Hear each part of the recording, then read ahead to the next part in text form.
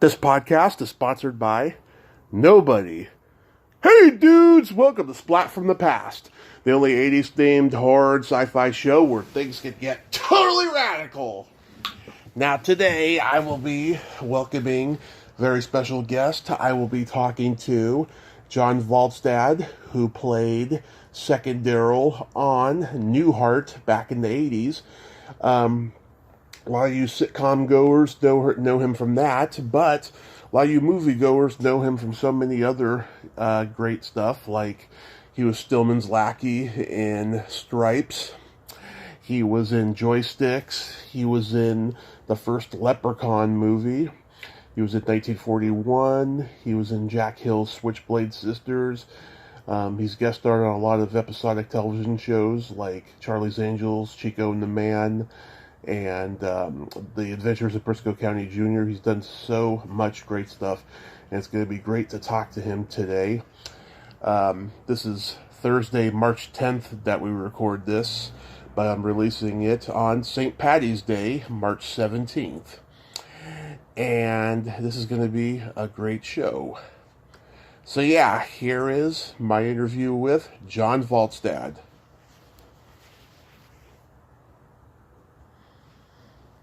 Hey, John, welcome to the show. How are you today, sir? I'm good, Tommy. How are you? I am just superb. This is such a great honor. Thank you for taking the time today. Well, thank you for inviting me. Thanks. Yeah, thank you. My pleasure. So, going back in time, did you gravitate toward acting early on in your childhood? I did. I did. I studied acting in junior high, and I went to... I was living in Texas for a while, and I was doing a teenage musical workshop in Fort Worth, Texas, called Casa Manana, the well-known musical theater, and so that's where I got started with my acting.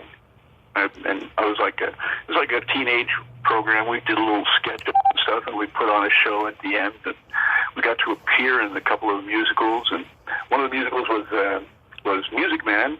And I was one of the kids in the band, if you remember the film. Yep. And where the kids come up playing in their uniforms and stuff, and I played the glockenspiel. Nice. Minuet in G. You know how minuet in G?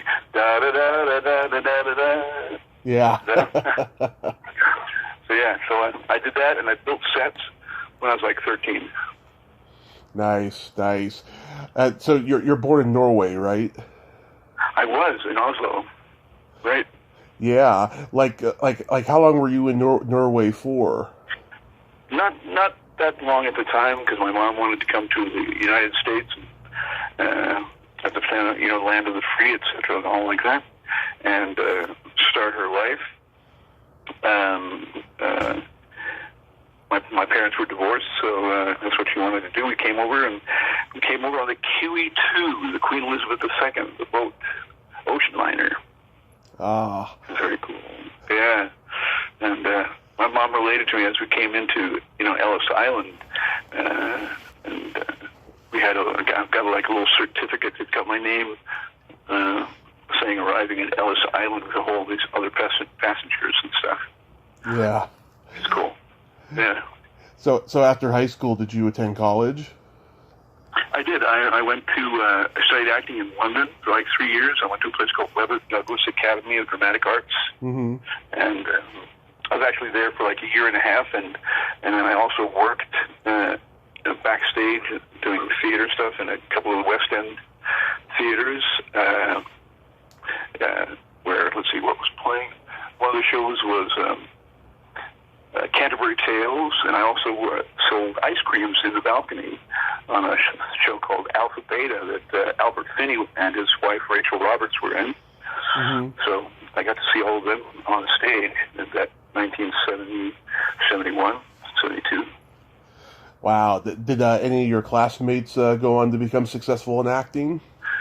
There was a gentleman ahead of me who became quite successful in London at the Royal Shakespeare Company, Anthony Shure, Sir Anthony Shure now, and there were a couple other people, but I can't remember.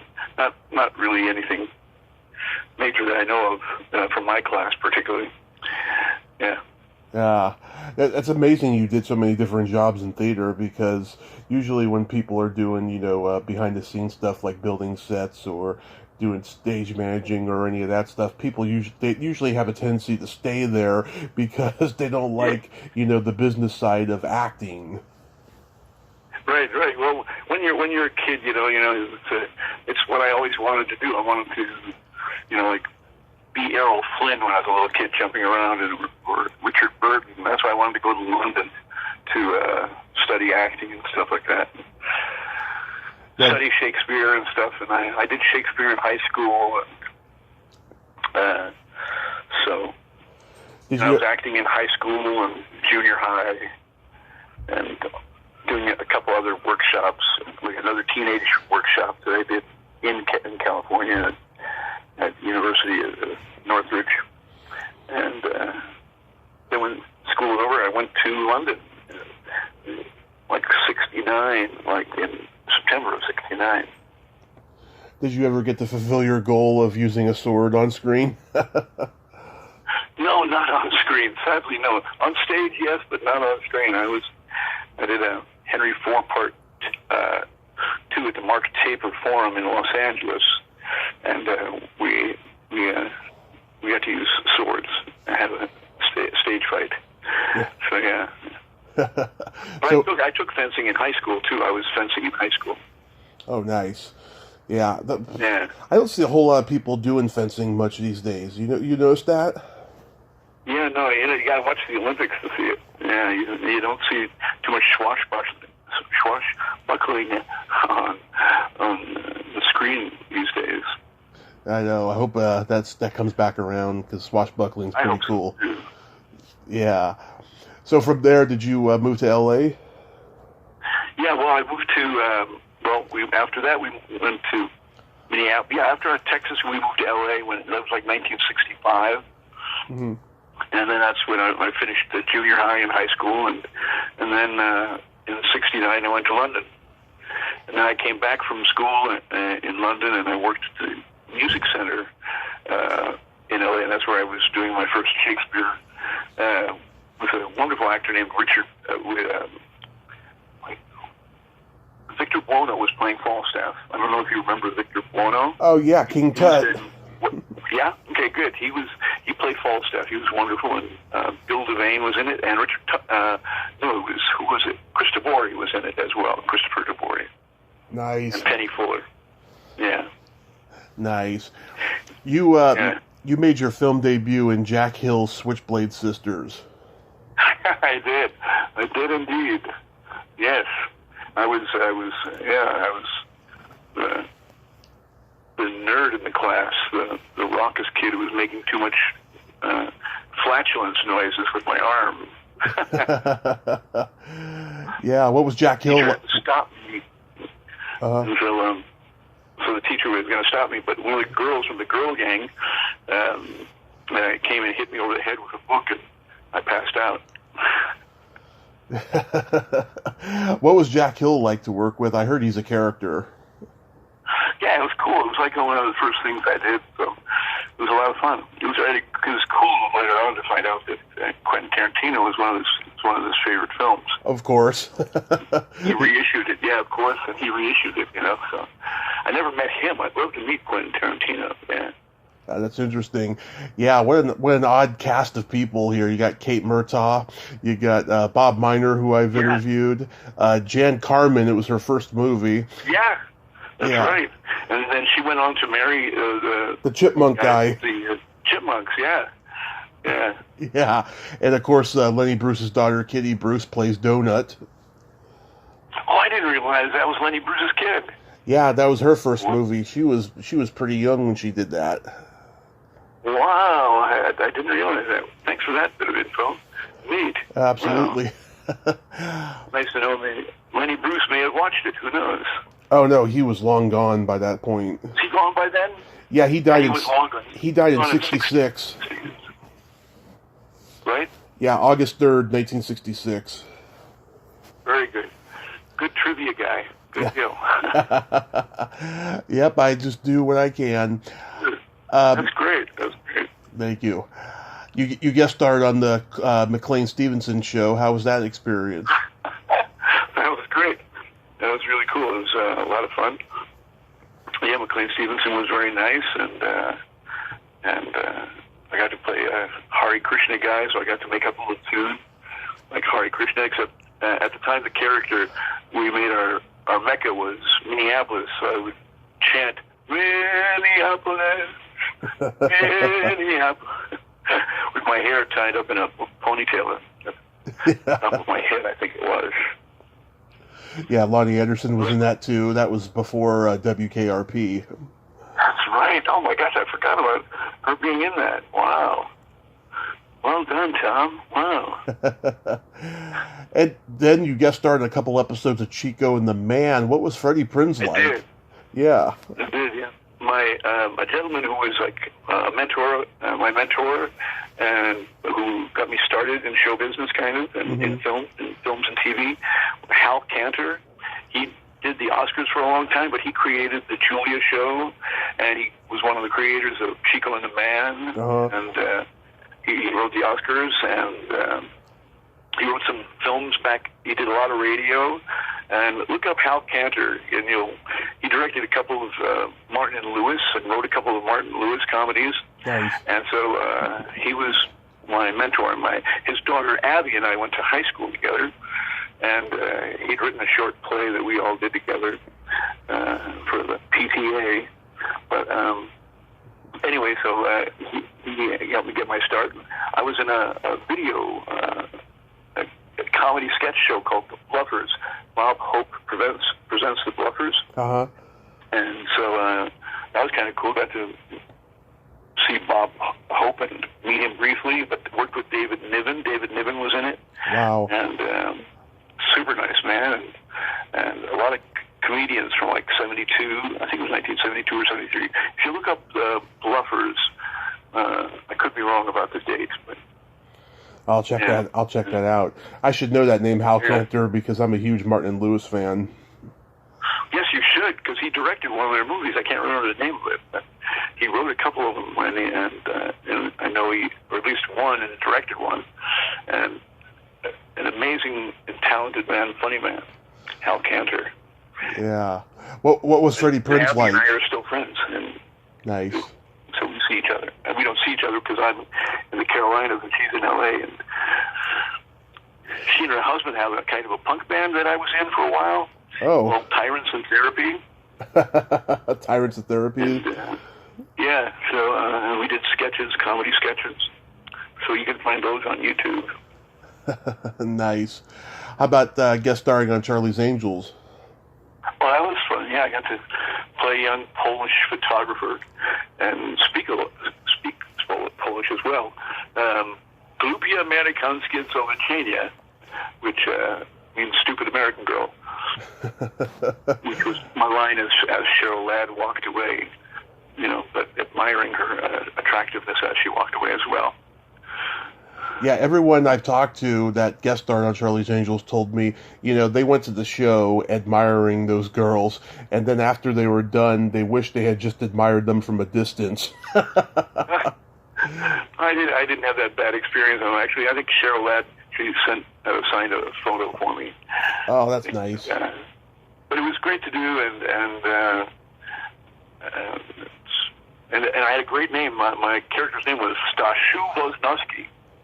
Yeah. Can't beat that name. No, that's a pretty good name, especially for a character. Yeah. And I got to crash a car even as well. Because she's like chasing me, and she thinks I'm the bad guy, and crashes me into a bunch of trash cans in the back of this church in L.A. near 20th Century Fox, actually. Yeah.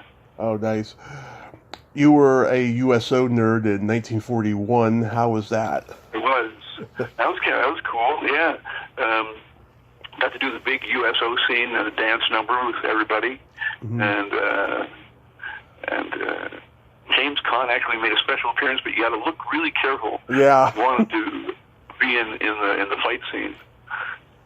Yeah. Oh, yeah. That's. So, I've talked to a few people. Said, sure, come on, be in the fight scene. Yeah.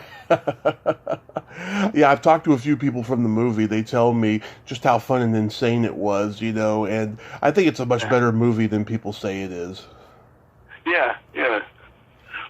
Yeah, Spielberg. Yeah, it's cool. Spielberg wanted it to be a musical. Yeah, right. Yeah, but he did a great job with West Side Story. I was very proud. I thought that was an excellent version of the West Side Story update that he did. Yeah, I haven't had a chance to see it yet, but that 1941, that would be interesting as a musical. Maybe they should do it on Broadway or something, Well, there you go. Yeah, that would be cool. Yeah, yeah. Yeah, Treat Williams was in that one, along with Candy and Belushi and all those guys. But in my scene, it was the USO scene, so that was basically Treat Williams and all the younger actors. Bobby DeCicco. Yeah, Bobby DeCicco. Wow, very good. Yeah. Wendy Jo Sperber. And I think there was a friend of mine, Cindy Williams' sister, Carol, was in that too. She was one of the girl extras in that. We all worked together in that last scene, and I think John Williams' daughter was in that. Well, I think Jenny Williams. Yeah. Check that up and look it out. But I think his daughter appeared in that film as well in 1941. Right, and also Penny Marshall was in it, but a lot of her role was cut. Really? Yeah. That's where I met Eddie Deason. Eddie Deason and I did a film called Midnight Madness. Right. Years before, but he was in that one. Funny guy. Oh yeah, he's very funny. What? So did you see John Belushi on set? I did not. No, I did not. Like I said, mine was only the USO scene. I don't recall seeing him. He may have been there, but I don't recall seeing him. No. Yeah. Yeah, it's a really good movie. So yeah, Midnight Madness. My mom took my brother to see that movie in the theater a couple of years before I was born, and he's always liked that movie. Like, was that just a day player kind of a thing for you? Yeah, it was, but it was cool. I got to be the bellhop and work out at the Biltmore Hotel in L.A. and my scenes were with Michael J. Fox, and like his first film, and also David Naughton. David Naughton, yeah, and one of the Klinger sisters. I don't know if you remember, they were a singing duo in the young kid singing duo. They appeared on Andy Williams. Oh yeah, Klingers, yeah. But yeah, that was a lot of fun. It was really cool. Yeah. I met David Naughton one time at a horror convention. There was a guy ahead of me that kept pulling out one thing after another for him to sign, and after a while, David just looked at me and went, "Get me out of here." Oh. Yeah, and then when I talked to David, he came to visit the Stripes set a couple times because he was good pals with Bill Murray and a lot of those guys. So. Oh, I didn't know that. Yeah, I didn't know that. That's pretty cool. So how do you get cast in Stripes? It was Karen Ray was a cast. I think she still is a casting director too, and they had a character cast, and he couldn't do it. He was obligated to doing theater downtown, so they had to cast really quickly this part of the Corporal Tyson, and so I went in and met them, and we did some improvs and stuff, and I left feeling pretty good. And then they called later that day, and I flew to location on Monday. That was the first time and only time that kind of happened. Wow, that was really cool. Yeah. Yeah, that doesn't happen anymore. Yeah, and all the guys were great. Everybody was really cool on the set. The writers and stuff. And in between breaks, we would sit in the trailer and play poker with a dollar bill. Mm-hmm. Really great. Yeah, it was originally a Cheech and Chong vehicle because they had a deal with Columbia and they did do 2 movies for them. Yes, that's what I've always been told, And I talked to Tommy Chong last year. I should have asked him about it, but I didn't get to. But I thought that was pretty interesting. Wow, I didn't know that. Wow. I could see that happening, though. I could see that as a Cheech and Chong vehicle. Yeah. Right. Was Larroquette cracking up at everybody all day? Yeah, he was. He was great.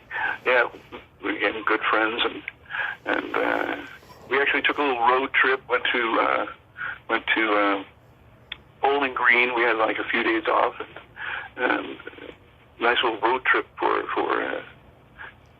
acting buddies. You know, it was really cool.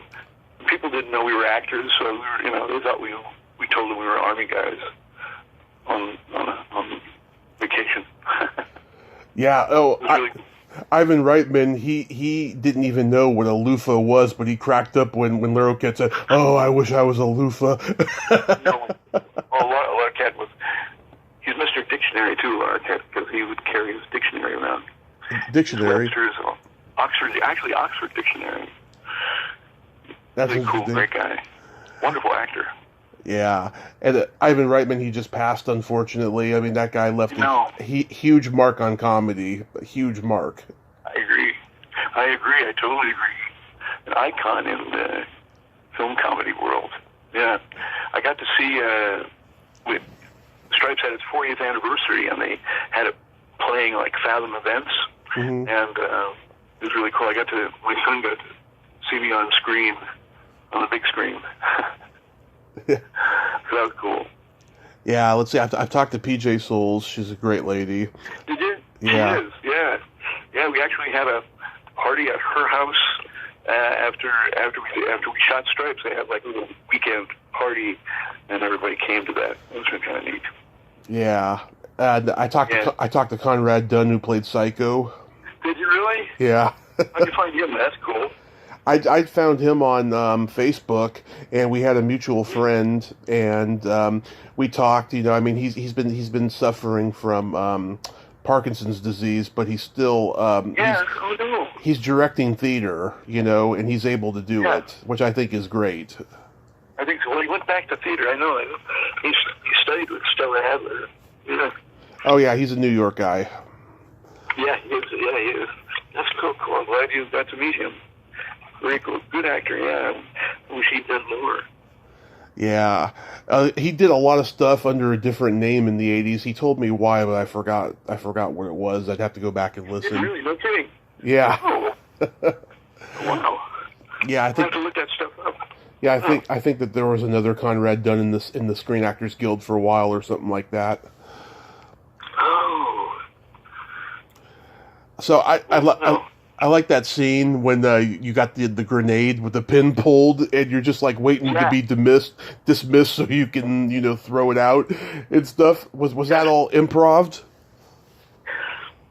I think it was probably I'm sure Larroquette pulled it and handed it to. I'm sure there was a lot of improv on that. So it was great. Grenade, yeah, that was very cool. A lot of people remember that scene very, like specifically too. So. Oh yeah, it's hilarious. Hilarious with the girls and stuff. Yeah. And what was Harold Ramis like? Very nice, super nice. I was in a vacation, but I got cut out. There was 2 gas station scenes. They didn't want 2 gas station scenes, so my gas station scene got cut out. But at least I got to work on it, and I went to the Grand Canyon. Mm-hmm. It was really cool. Yeah. Yeah. Didn't you also? You also got cut out of Ghostbusters, also, right? I did. Such is the acting profession, Yeah. I saw the short version of the Ghostbusters scene on YouTube, but you weren't in that one. Which one? Where they go into the? Yeah, when they're going into to that house where the dream ghost scene is going to happen. Yeah. Oh yeah, right. I can't remember. I remember that we shot the thing with where I was. The ghosts were not terrorizing. Were sexually abusing my men. Yeah. at the ranger station. Yeah. Yeah, that's so bizarre but so funny at the same time. Yeah, it's totally bizarre. Yeah, and the Stay Puft Marshmallow guy. Oh yeah, it's iconic. I mean, I saw the new one back in November, and there was stuff I liked about it, but I didn't think it was that great overall, though. But hopefully, if there's a sequel, it'll be better. Yeah, I heard the Ghostbusters with the kids. it was pretty good. It's a little darker, but I heard it was pretty good. Yeah, I mean, there was some funny stuff in it. I liked. Yeah. Yeah. Yeah.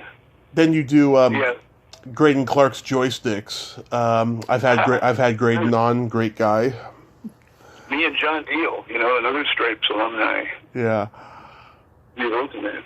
Yeah. Yeah, how was making that? That was fun. It was a lot of fun. Yeah. There was a kick. John Grise was in it. Yeah. And Corinne. All the Playmate model, Yeah, Corinne, she's in there too. Yeah, Corinne Borer, yeah.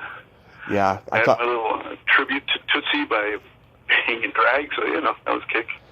Yeah, when I talked to Corinne a couple of years ago, she didn't remember much about the movie, and that was like one of her first ones. Yeah, it was, yeah. Right.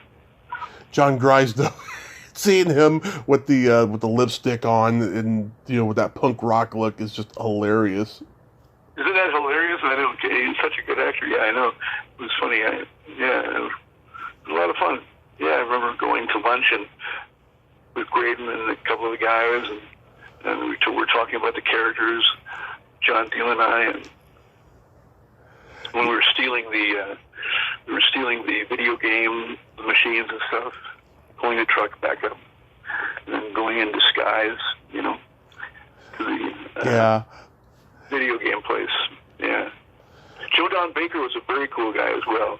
Wonderful actor, Yeah, him and Graydon did a couple movies together. Say, I'm sorry, I missed that? Him and Graydon did a couple movies together. Well, that's cool. How's Graydon doing? I haven't talked to him in years. I think I maybe Facebooked him maybe once or twice. Oh, he's great. I mean, he's living his retirement. He wrote a book. He wrote a book about his Hollywood career about 10 years ago or so. It's a good book too. He did. Well, very cool. Yeah. I also love how the Pac-Men eat up every scene when the scene's over. Isn't that a great? That was a great gimmick. Yeah. Yeah. Yeah. It's kind of a movie that you couldn't make nowadays. Yeah. No. Yeah. I mean, Adam Sandler, he did that movie Pixels back in 2015 that had, the Pac-Man and all the video game characters and stuff, But other than that, no. I mean, it's a movie of its time, is what it is. Yeah. Yeah, it is. Yeah. Very cool. So how do you get cast on Newhart? At Newhart, I had a manager at the time, and he just had a sense that it was going to turn into something special, and I knew the casting director from theater in L.A., Gene Blythe, who was the casting director at the Mark Taper Forum, and he went out and started doing films and TV, and he knew both Tony and I from the Mark Taper and from theater, so he knew we could stand around and look like there was something going on in our heads besides just standing around. Yeah. We were mentally active in our roles. And Tony always said that we did eloquent shrugs. So. Yeah.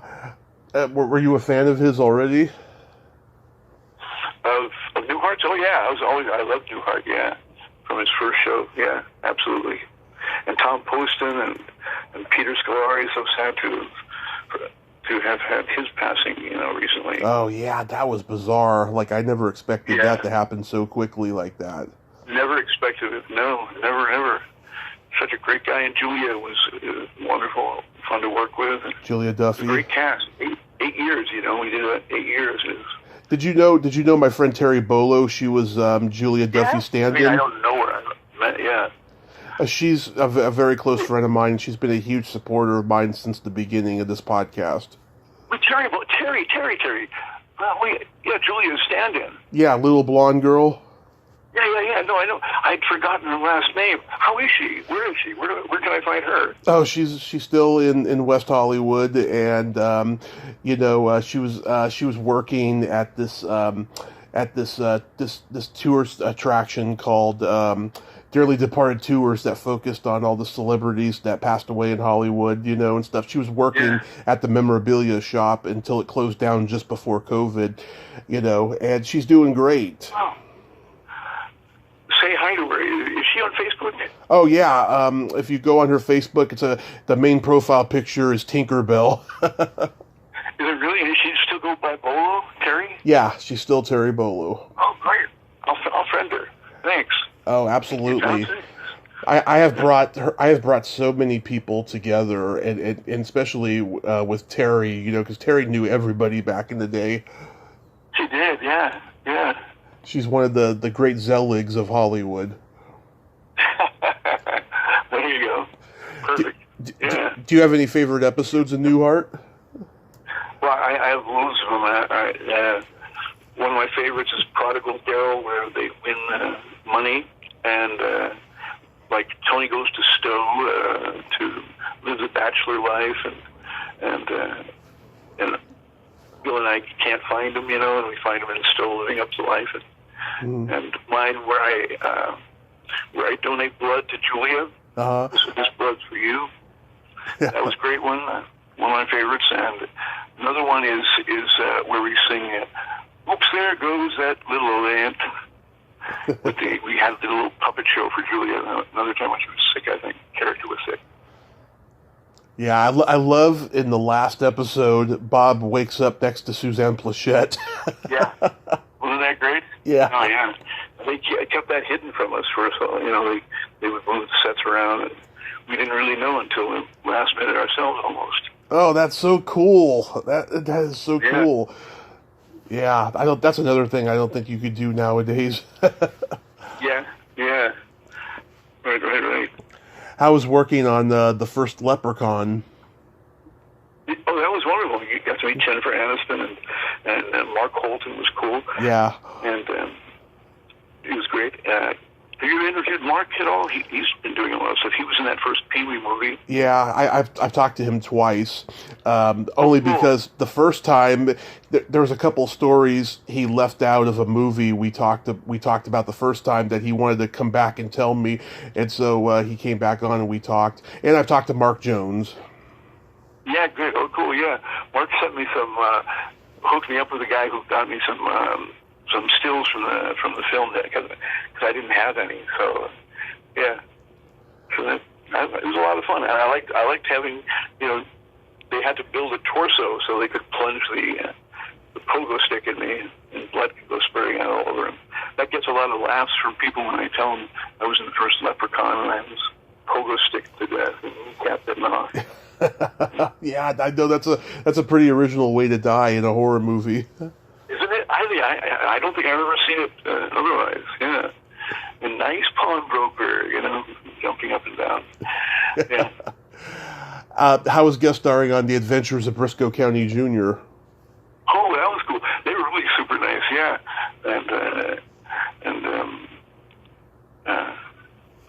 it was a lot of fun. Yeah, it was the dialogue was different, because it was kind of modern, hip dialogue for a Western, and it was great. Yeah, it was a huge, highly publicized Western comedy show that misunderstood. I think you thought it was going to run for like maybe 5-6 years. It lasted one full season, and it just boggles the mind. Yeah. I met Bruce Campbell. I was always a fan of his. So. Yeah, I met him in 2018. He's a character, that guy. Yeah. His booth really was nice and supportive on the set and stuff like that.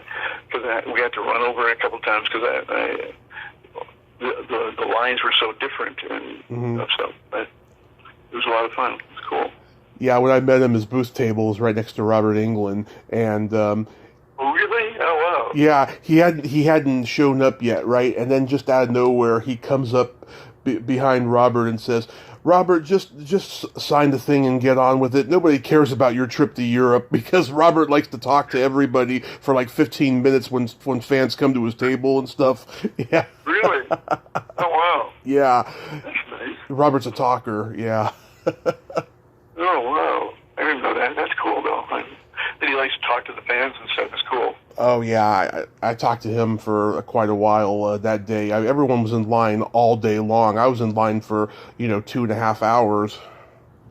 Wow. Yeah, it was well worth it. Did you get him to come on your? Did you get him to come on your show on your thing? Did he?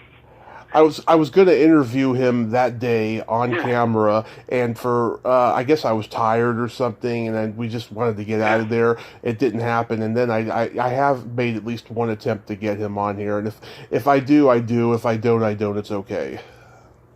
Right, I got you. Yeah, at least I met him, and at least. Nice man when I've seen him interviewed. Yeah. Oh, yeah. He'd be a great interview. At least I got a picture with him, a photo op that I put on my profile picture on YouTube and stuff. Oh, cool. Nice. So you were in Forrest Gump?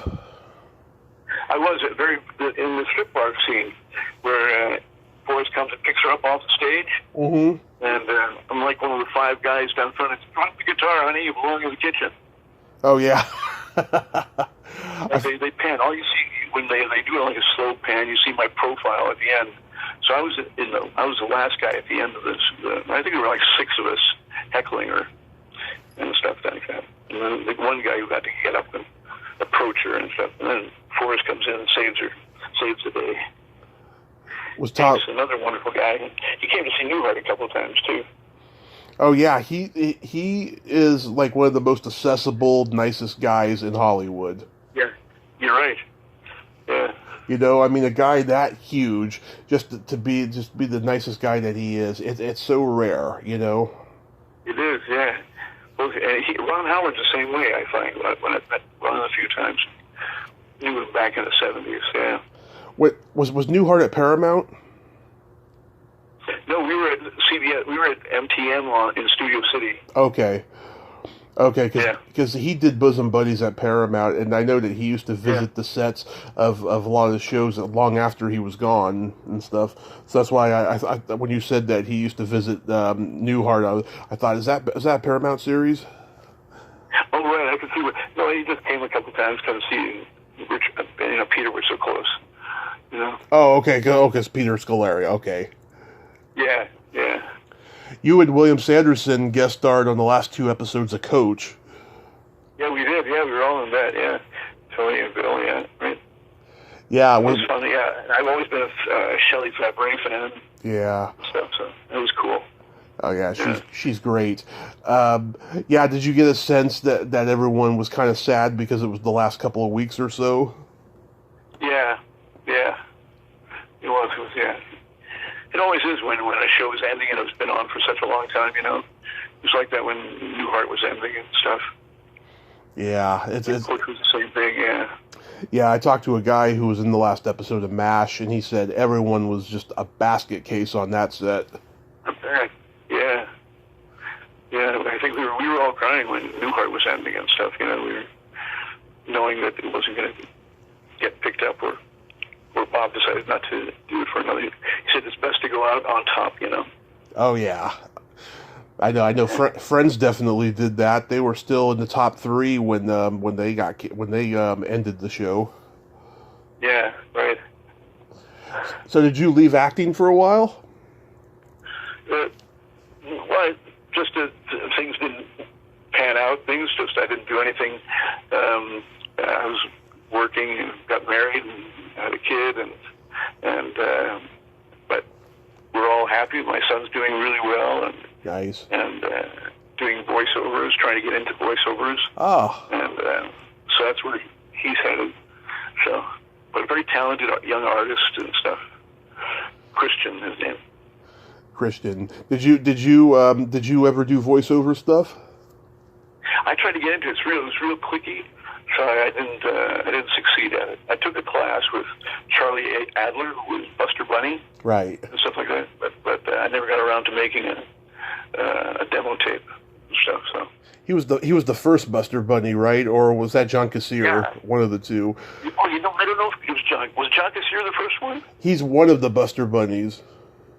Oh, I didn't know that. Oh, wow, I didn't realize that. Oh, wow, cool. Yeah.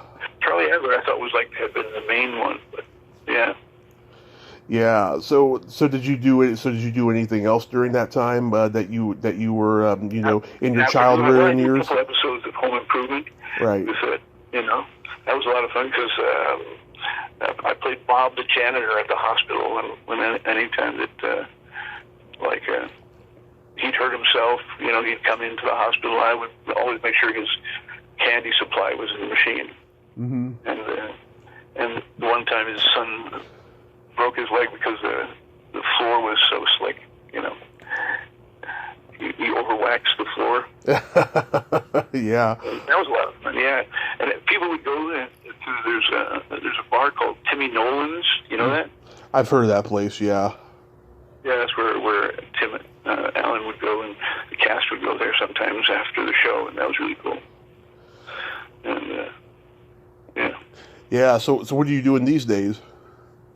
These days, well, I'm making some short films here and there, nothing of note, and I'm working at NASCAR, which is a museum for NASCAR, which is great fun. Wow, where's that at? It's in North Carolina, in Charlotte, North Carolina. Oh, do you know Ben Jones? Ben Jones, that's a familiar name. He played Cooter on the Dukes of Hazzard. Oh, okay. I heard. No. From what I heard, he's like into the NASCAR thing too, or something like that. Something close to really it. Cool. Yeah. No, I've been working. I did kind of take a leave of absence, whatever, for a while. Yeah. So. Yeah. So. I got the better of me for a while. Not really. I wasn't working. I wasn't working, and I didn't have an agent at the time, and we moved to the south, and I went on tour with Tony, my brother, Tony Pappenfuss. We did a tour of a musical called Deer Camp, the musical, and that ran. We toured for a couple of years, right, the States. Tony moved to Minnesota, and Bill Sanderson's living in Pennsylvania. Mm-hmm. Yeah. So what do you do? Actors are always acting. We're always doing something. Oh yeah.